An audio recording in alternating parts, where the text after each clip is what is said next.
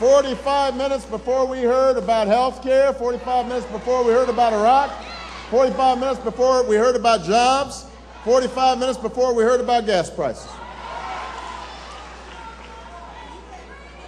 Now, I don't blame Washington for this, because that's just how Washington is.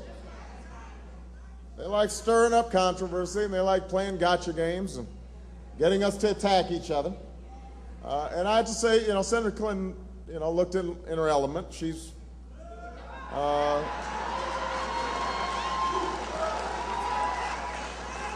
she was taking every opportunity to get a dig in there.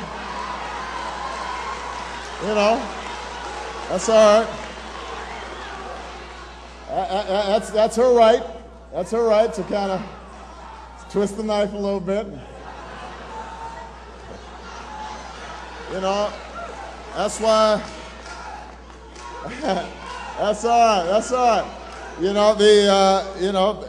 That's why she's only airing negative attacks on TV in Pennsylvania, like most places. When you're running for the presidency, then you've got to expect it, and you've just got to kind of let it.